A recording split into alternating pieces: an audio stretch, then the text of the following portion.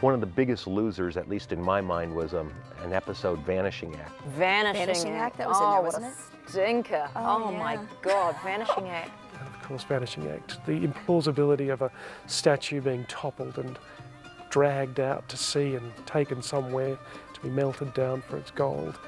Due to all kinds of circumstances, every single department, from the actors through the director, through everything, even as the script, let us down. Oh my nerves.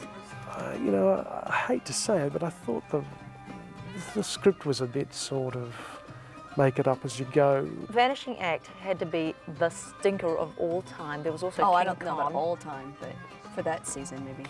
Well, you know, and the crux of the whole episode seemed to be about melting a gold statue down and the furnace not working. For me it was 5th season. The whole 5th season. No, the one with the guy that was supposed to be Eeyore.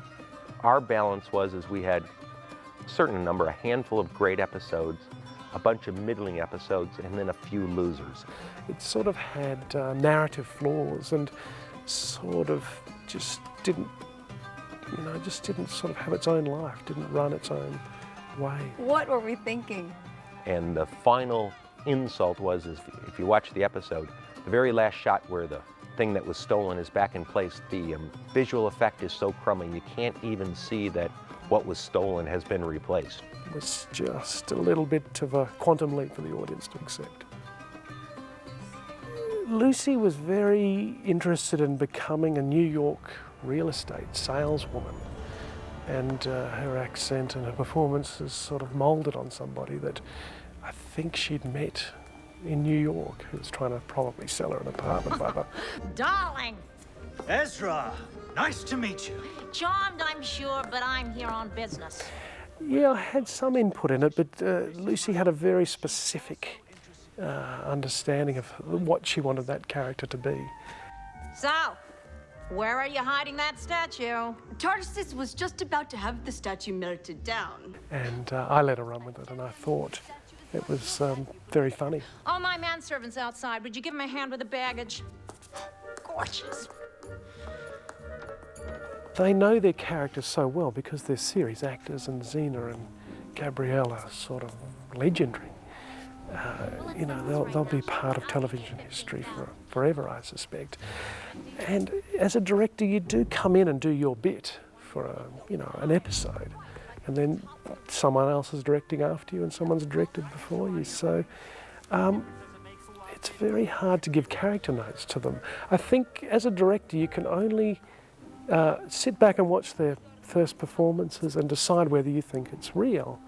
And if it's real, then you say something encouraging about what they've done. I am so sorry you lost. Better luck next time, huh?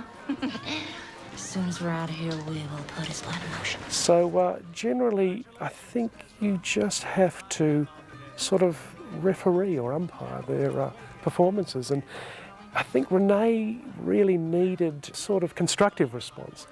You know, Lucy could always go, you know, great. But Renee would want some sort of feedback, and she was very open to changing things if you didn't like them. You can bet again in the morning. So you've got to be very careful with them, I think, because they're probably both exhausted. They've probably been retching their guts up onto the screen, you know, in previous episodes. Emotionally draining work that it is, it's just day in, day out. You've just got to try and look out for them and not, you know, exhaust them or destroy them, you know, just by being pernickety and trying to make it as easy as possible for them to give everything they can, when they can, in the short amount of time that they've got to do it. Fell in love with the wrong man at the wrong time. Shut up! As an executive producer, you hope within a season that you make 4 or 5 really great episodes and that the rest are good. But the reality is in any given episode, any given season, you might be lucky if you get 1 great episode and the rest could stink, and then you're off the air.